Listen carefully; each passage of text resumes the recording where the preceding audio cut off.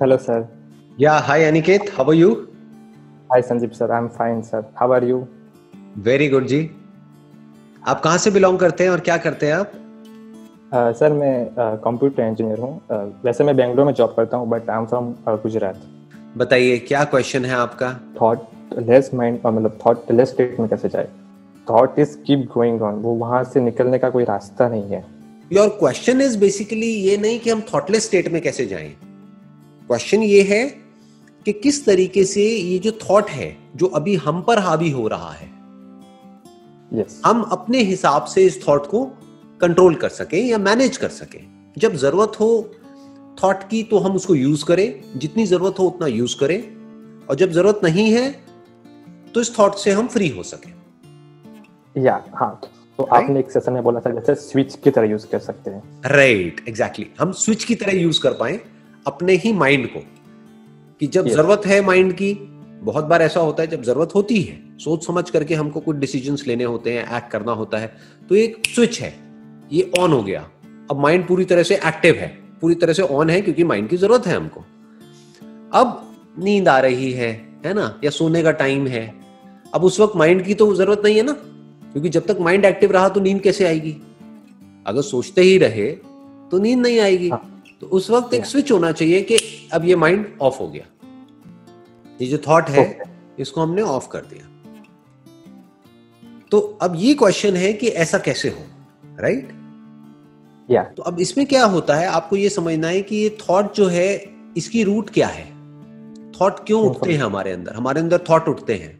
जिसको आप थॉट कह रहे हो वो है कुछ ना कुछ बोलना। अपने अंदर ही अंदर हम कुछ ना कुछ बोलते रहते हैं। ऐसा क्यों होता है? क्यों हम नॉन स्टॉप बड़बड़ करते रहते हैं? बिकॉज इंफॉर्मेशन है, इसीलिए इंफॉर्मेशन के बेस पे हम लोग कुछ बोलने की ट्राई करते हैं अंदर। हाँ, बट इंफॉर्मेशन से कुछ नहीं होता। जैसे अभी आप जहां बैठे हो, आपके पीछे एक पर्दा है, आपको पता है वो पर्दा है, लेकिन उस पर्दे के बारे में आप कुछ नहीं बोल रहे हो, ना कुछ सोच रहे हो। आपके पीछे एक दीवार है व्हाइट कलर की, लेकिन आप उसके बारे में भी कुछ नहीं बोल रहे हो, कुछ भी नहीं सोच रहे हो।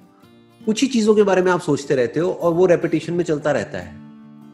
तो क्यों ऐसा है कि कुछ चीजों के बारे में आप कॉन्स्टेंटली सोचते रहते हो और कुछ के बारे में नहीं सोचते हो? ऐसा क्यों है? किन चीजों के बारे में आप सोचते हो सुबह से रात तक? कभी ध्यान दिया है कि आपका जो माइंड है उसमें सुबह से रात तक क्या चलता रहता है? उसका सेंटर पॉइंट क्या है? सर वो मतलब वो नहीं डिफाइन कर सकता मैं। सारे थॉट्स की जो जड़ है, जो रूट है, वो होता है ग्रीड और फियर। इसको आप डिजायर और फियर भी बोल सकते हो। ओके, या दैट्स ट्रू। अगर किसी चीज से रिलेटेड आपके अंदर डिजायर है तो उसके थॉट चलते रहेंगे। किसी चीज से रिलेटेड डर है तो उसके थॉट्स चलते रहेंगे। तो एक तरफ से आप कुछ पाना चाह रहे हो तो थॉट चलेंगे, या फिर किसी चीज से या किसी इंसान से पीछा छुड़ाना चाह रहे हो तब उसके थॉट चलेंगे। या तो आप किसी से जुड़ना चाहते हो या किसी से अलग होना चाहते हो, तभी थॉट्स एक्टिवेट होते हैं, वरना थॉट एक्टिवेट नहीं होते हैं। अब जैसे सुबह से रात तक आपके पीछे एक पर्दा है, उसके बारे में सोचते रहते हो क्या बैठे बैठे? नहीं सोचते। नहीं सोचते। क्यों नहीं सोचते? क्योंकि उससे रिलेटेड ना तो कोई डिजायर है ना फियर है। प्रॉब्लम क्या है कि हम रियलिटी से कटे हुए हैं। हम कुछ भी सोचते रहते हैं। क्यों? क्योंकि किसी भी चीजों से रिलेटेड हमारे अंदर डिजायर्स और फियर्स पड़े हुए हैं, और ये आपने खुद जनरेट नहीं करे हैं। एक मार्केटिंग की पूरी दुनिया है, उसने जाने अनजाने आपके अंदर कुछ डिजायर्स और फियर्स प्लांट कर दिए हैं। तो आपको क्या करना है, अगर आप चाहते हैं कि ये जो थॉट है वो आपको तंग ना करे, आपके जो डिजायर्स हैं और फियर्स हैं वो आपके कंट्रोल में होने चाहिए।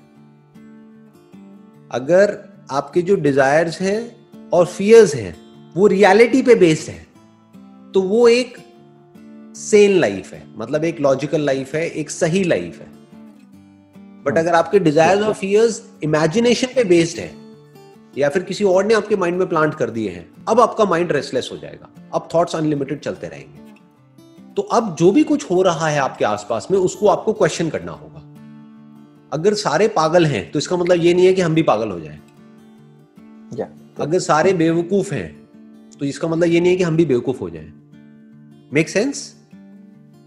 अगर मेजॉरिटी एक गलत डायरेक्शन में भाग रही है, इसका मतलब ये नहीं ना कि हम भी एक गलत डायरेक्शन में भागने लग जाएं, बल्कि हमको सीखना चाहिए कि देखो ये बेवकूफ हैं, मरने के लिए जा रहे हैं, सारे के सारे सब एक ही डायरेक्शन में भाग रहे हैं। सब अपने आप को एक दूसरे से कंपेयर कर रहे हैं और अंदर ही अंदर मर रहे हैं, अंदर ही अंदर एक दूसरे से जल रहे हैं। उसके कॉन्सिक्वेंसेस क्या हो रहे हैं, खुद ही परेशान हो रहे हैं। करेक्ट। तो हमें भी क्या ऐसा ही बनना है, ये अपने आप से क्वेश्चन पूछना है, या फिर कुछ ऐसा बनना है जो रियलिटी के बेस पे एक्ट करे। अगर इतना सा आप कर सकते हो तो आपकी जो लाइफ है उसका कंट्रोल आपके हाथ में है, आपके जो थॉट्स हैं उसका कंट्रोल आपके हाथ में है, आपके जो डिजायर्स हैं उसका कंट्रोल आपके हाथ में है।